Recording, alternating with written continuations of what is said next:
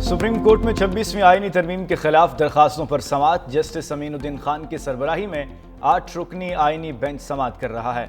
वकील अकरम शेख ने दलाइल देते हुए कहा, ये बेंच 26वीं आईनी तरमीम को कलअदम करार देने का अहल नहीं।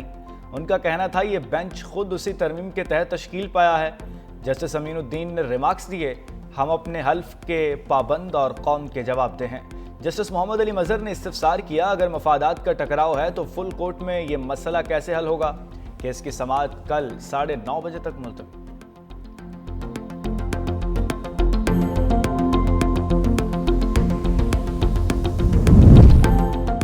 नौमुंतखब वज़ीर आला खैबर पख्तूनख्वा सुहेल अफरीदी की ज़ेर सदारत पहला बाज़ाब्ता इजलास में सूबाई हुकूमत की गुड गवर्नेंस, रोड मैप और अमन व अमान की सूरत हाल पर गौर किया जाएगा। Chief secretary, IGP, additional chief secretary, इंतजामी सेक्रेटरीज और पुलिस के आला अफसरान इजलास में शरीक हैं, जबकि तमाम divisional commissioners, deputy commissioners, RPOs और DPOs वीडियो लिंक के जरिए इजलास में शिरकत कर रहे हैं।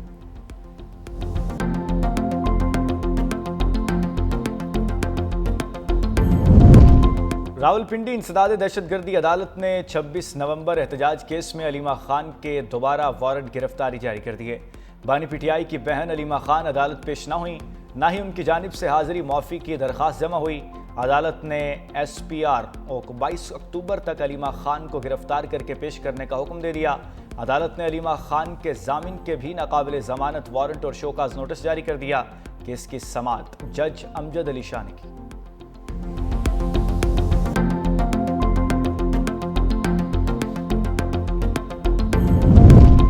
पाकिस्तान और जनूबी अफ्रीका का दूसरा और आखिरी टेस्ट। पाकिस्तान की जनूबी अफ्रीका के खिलाफ बैटिंग जारी। पाकिस्तानी टीम ने 1 विकेट के नुकसान पर 106 रन्स बना लिए।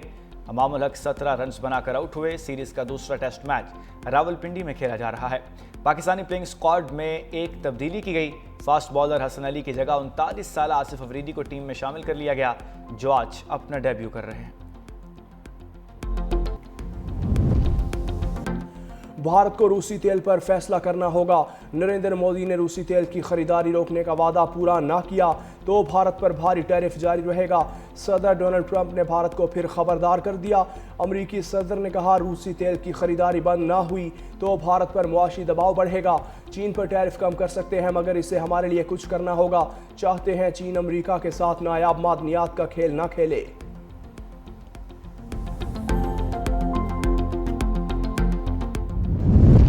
पाकिस्तान और अफगानिस्तान जंगबंदी मुआहिदे का बुनियादी मकसद दहशतगर्दी को ख़त्म करना है। वज़ीर दिफा ख्वाजा आसिफ का अल जज़ीरा को इंटरव्यू। कहा, दोनों ममालिक इस नतीजे पर पहुंचे हैं कि दहशतगर्दी का फौरी खात्मा ज़रूरी है।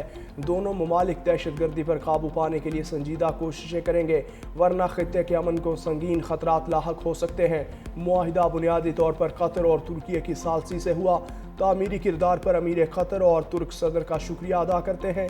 मुआहिदे की तफसीलात को हतमी शक्ल देने के लिए एक और इजलास आइंदा हफ्ते इस्तांबुल में होगा। एक मुअस्सर तरीके का कार वाज़े किया जाएगा ताकि दोनों ममालिक के दरमियान मौजूदा मसाइल को हल किया जा सके।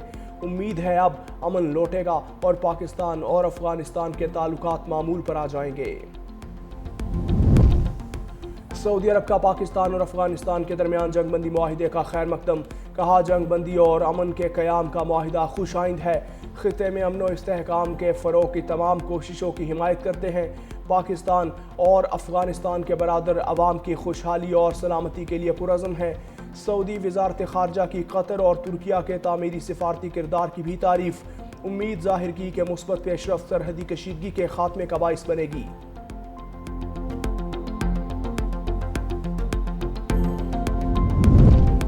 वफाकी वज़ीर दाखिला मोहसिन नकवी से गवर्नर खैबर पख्तूनख्वा फैसल करीम कुंडी की मुलाकात। खैबर पख्तूनख्वा में फितनाल हिंदुस्तान के खिलाफ कामयाब कार्रवाइयों पर सिक्योरिटी फोर्सेस को खिराज तहसीन पेश किया। मोहसिन नकवी ने कहा, फितनाल हिंदुस्तान के दहशतगर्द पाकिस्तान की यकजहती और अमन के दुश्मन हैं। दरिंदा सिफ्त तनासिर के खिलाफ ऑपरेशन जारी रहेंगे। गवर्नर फैसल करीम कुंडी ने कहा कि मुल्क और कौम के दुश्मन दहशतगर्दों के खिलाफ इंटेलिजेंस बेस्ड ऑपरेशन नागुज़ीर हैं। मुलाकात में पुलिस ट्रेनिंग सेंटर और नादरा ऑफिस DI खान की मुतासरा इमारत की असर नो बहाली पर भी गुफ्तगू। पाक अफगान कशीदगी के बाइस तुरखम तिजारती गुजरगाह 9वें रोज भी बंद। तिजारती गुजरगाह बंद होने से सामान से भरी हजारों गाड़ियां फंस गईं। پاکستان افغانستان کو سیمنٹ، ادویات، کپڑا، تازہ پھل، سبزیاں سمیت مختلف اشیاء برآمد کرتا ہے۔ افغانستان سے کوئلہ، خشک اور تازہ پھل درآمد کیے جاتے ہیں۔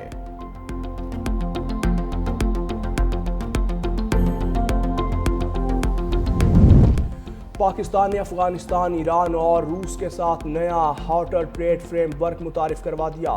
وزارت تجارت نے business to business barter trade mechanism میں ترامیم کا نوٹیفیکیشن جاری کر دیا۔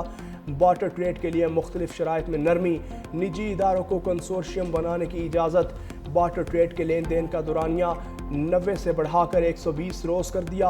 اقدامات سے واٹر ٹریڈ میکانزم کو زیادہ عملی اور کاروبار دوست بنایا جا سکے گا۔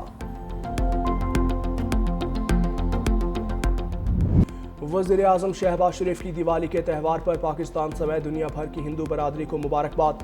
اپنے پیغام میں کہا کہ دیوالی روشنی کی تاریکی اور امید کی مایوسی پر فتح کے جشن کی عکاسی کرتی ہے۔ چیئرمین پیپلز پارٹی بلاول بھٹو کی ہندو برادری کے لیے خوشیوں اور خوشحالی کی نیک تمنائیں۔ کہا دیوالی یاد دلاتی ہے کہ روشنی ہمیشہ اندھیرے پر غالب آتی ہے۔ وزیر اعلیٰ سندھ سید مراد علی شاہ کی بھی ہندو برادری کو دیوالی کی مبارکباد۔ سینئر وزیر سندھ شرجیل میمن نے کہا کہ دیوالی کا تہوار ہمیں سبق دیتا ہے کہ اندھیرے پر روشنی اور نفرت پر محبت کی جیت ہوتی ہے۔ وزیر اعلیٰ پنجاب مریم نواز نے بھی پیغام دیا۔ بھارت کی طرف سے آلودہ ہوائیں پاکستان میں داخل۔ نئی دلی، چندی گڑھ، گرداسپور، لدھیانہ اور پٹیالہ سے زہر آلود ہوائیں لاہور میں داخل۔ اسموگ کے خطرات کے اضافے، فضا سے آلودگی کے خاتمے کے لیے پانی کا چھڑکاؤ اور اینٹی اسموگ گنز کا استعمال جاری۔ سینئر وزیر مریم اورنگزیب کی شہریوں سے احتیاطی تدابیر اور ماحولیاتی SOPs پر عمل کرنے کی اپیل۔ دوسری جانب پنجاب بھر میں ایمرجنسی ایکشن پلان فعال۔ دھواں چھوڑنے والی گاڑیوں کے خلاف کریک ڈاؤن۔ DG ماحولیات ڈاکٹر عمران شیخ نے کہا اب دھواں چھوڑنے والی گاڑیاں سڑکوں پر نہیں چل سکیں گی۔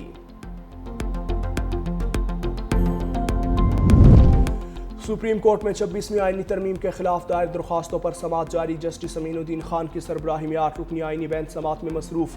وکلاء کی جانب سے بینچ پر اعتراضات اور فل کورٹ تشکیل دیے جانے سے متعلق دلائل دیے جا رہے ہیں۔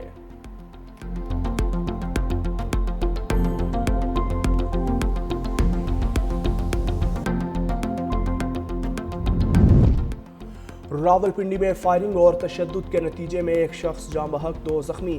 پولیس نے نون لیگ کے MPA چودھری نعیم اعجاز اور ان کے بھائیوں کے خلاف مقدمہ درج کر لیا۔ مقدمہ مقتول محمد حسنین کے بھائی اور سابق کونسلر محمد ثقلین کی مدعیت میں درج کیا۔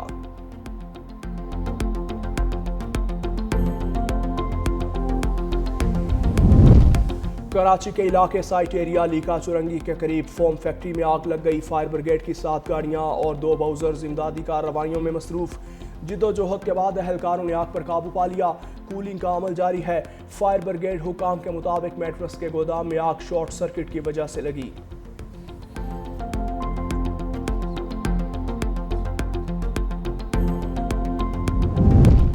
صدر ٹرمپ کا زیلنسکی کو جنگ بندی کے لیے روسی صدر کی شرائط ماننے کا مشورہ۔ مشرقی ڈونباس کا علاقہ روس کے حوالے کرنے پر زور۔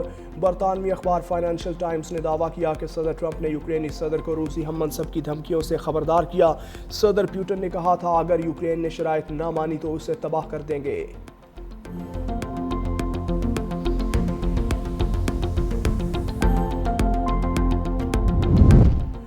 اٹلی کے قریب تارکین وطن کی 2 کشتیاں ڈوب گئیں۔ پاکستانیوں سمیت 85 افراد سوار تھے۔ 2 ہلاکتوں کی تصدیق۔ 14 افراد کو ریسکیو کر لیا۔ لاپتہ افراد کی تلاش جاری ہے۔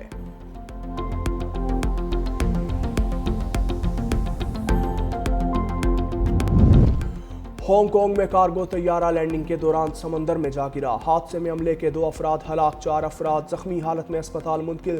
ترکیہ کا کارگو طیارہ دبئی سے ہانگ کانگ ایئرپورٹ پر لینڈ کرتے ہی پھسل کر سمندر میں گرا۔ شمالی رن وے عارضی طور پر بند کر دیا۔ تحقیقات کا آغاز۔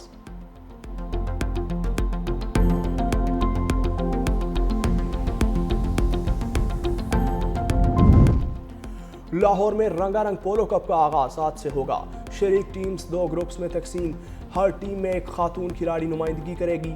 روزانہ 4 میچز کھیلے جائیں گے۔ 2 ٹاپ ٹیمز کے درمیان فائنل 26 اکتوبر کو ہوگا۔